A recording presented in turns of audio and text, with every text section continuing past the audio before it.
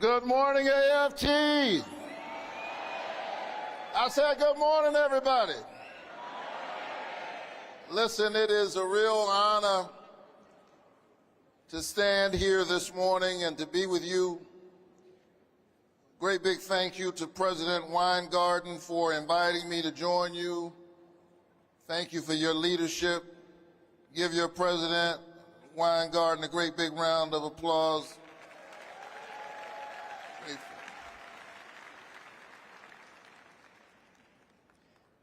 I am always happy to stand in front of this organization because in a very real sense, it all begins with teachers. If you really want to change the world, become a teacher. That's where it all starts. And I stand here this morning as a proud product of good public education. I am living proof of how good public policy and investment in public education can help shape, inspire, and influence a child to do more than what they think is possible. Long before I was a United States Senator, I was a Head Start kid.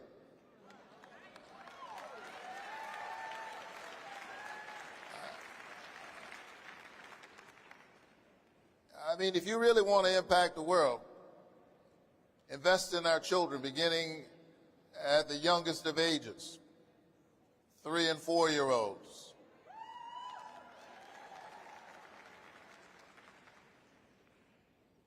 For the money we're spending every single day in an illegal war of choice in Iran,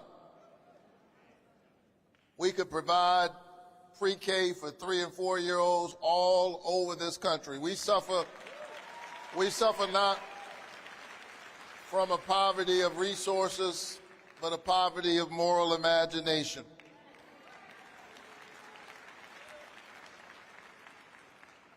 I'm glad that someone invested in me as a 3- or 4-year-old kid growing up in public housing. I hate to break it for you because this is a very sophisticated group. You'll never be as smart as you were when you were about 4 years old. I mean, that's when the neurons are firing. That's when the brain is moving in a way that it'll never move again. That's when everything is growing, literally growing. And the parts of it that we don't engage, the science tells us atrophy. So in a real sense, the real miracle is that poor children do as well as they do. And I know that all of you are on the front line, and if you don't hear anything else that I say this morning, I just want to say thank you for doing the work every single day for all of our children.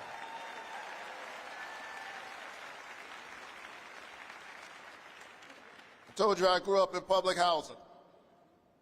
I'm number 11 out of 12 children. My parents were both Pentecostal preachers. They read the scriptures, be fruitful and multiply. They didn't have a lot of money, but they had a whole lot of love. And I had, one of my heroes was my high school principal, Gwen Goodman. She was this short, diminutive woman, but in that little body, she packed a whole lot of power. She stood there with her arms folded every morning while we filed into class, into school.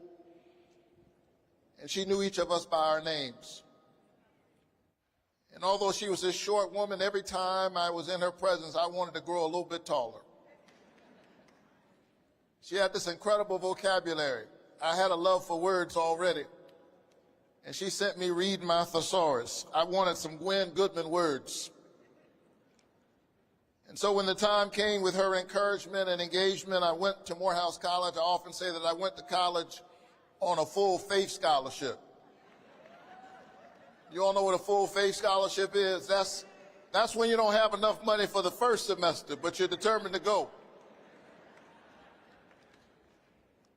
I told you my parents were Pentecostal preachers. I looked at my dad, hoping to get a few dollars just to get through the first semester. He was a loving and generous father, but he had a whole lot of other children. And my preacher father looked at me and spoke to me in King James English. He said, "Silver and gold hath I none, but such as I have give I unto thee. The Lord Jesus Christ go with you, my son. Gave me a great big hug. Got in the car and drove off into the horizon. 4 years later, I was standing on the stage getting my degree, cum laude, and thank you, Lordy.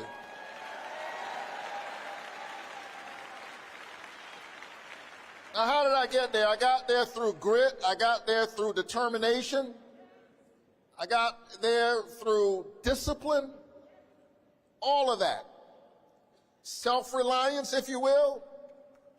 But that self-reliance had to be coupled with some Pell Grants and some low-interest student loans and some work study. In other words, it is our job to make the path possible for all of our children.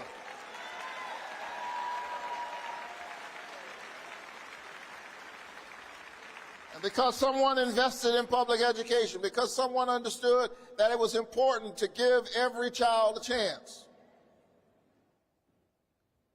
This kid who grew up in public housing on Cape Street, who just wanted to attend the college that Dr. King attended, became the pastor of the church Dr. King led, and then went on to become a United States Senator.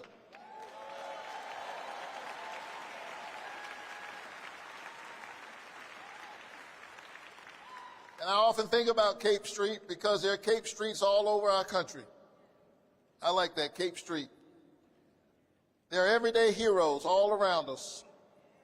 Everyday heroes, the teacher, the janitor, moms and dads who encouraged me and pushed me along the way on Cape Street. And it worked because Cape Street is now named Raphael Warnock Way.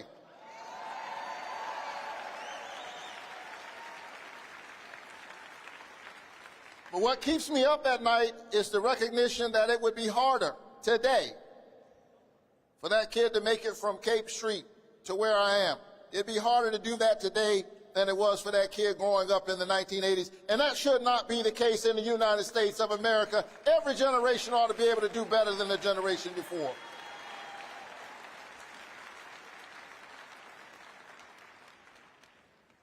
And so let's invest in our children. We suffer not from a paucity of resources, but a poverty of moral imagination. We're tied in a single garment of destiny, Dr. King taught us, caught up in an inescapable network of mutuality. Whatever affects one directly affects all indirectly. I've got 2 little children now of my own. I look at them and I smile sometimes because they have no idea what my childhood was like, as they have had occasion to brush shoulders with American presidents. I smile because their dad was a free lunch kid. Their dad is a U.S. Senator, but here's the thing. My children will not be okay unless other people's children are okay.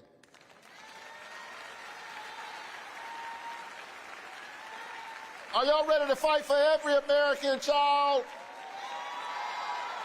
Because God raises up talent and genius all over town on both sides of the track.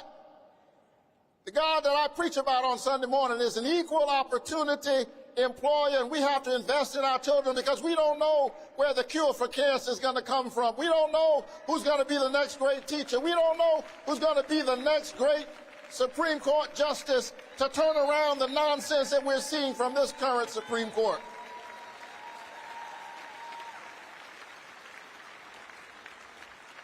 And if we can afford billionaire tax cuts and another endless war in the Middle East, then we can afford to pay teachers what they deserve.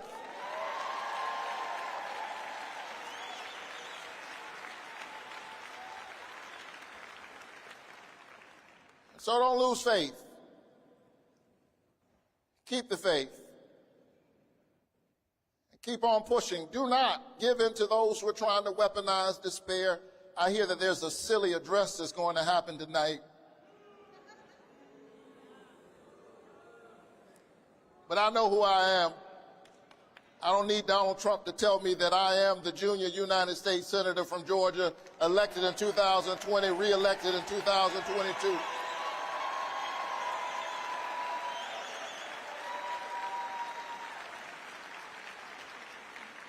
He doesn't know who he's messing with. He doesn't know where I'm from. I grew up in Savannah. I'll say this in closing. Nobody believes a Baptist preacher when he says in closing. I grew up in Savannah, Georgia, but my mother grew up in Waycross. My grandparents lived in Waycross. Y'all know where that is? It's Waycross, Georgia. And every summer I'd go to see my grandparents, and one day I was moving around with my grandmother, following her everywhere she was going. She was out in the garden. And while she was out in her garden, a snake showed up. And being a kid from the city, you know, that frightened me, made me become a bit alarmed. Seeing that snake so close. My grandmother, country girl, wasn't moved at all. She just picked up an axe and in no time flat, chopped the head of that snake off. When she chopped off his head, an interesting thing happened.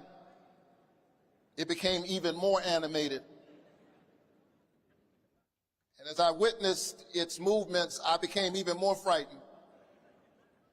What I didn't understand as a 6 or 7-year-old was that snake was convulsing and it was moving dramatically, not because it was living, but because it was dying.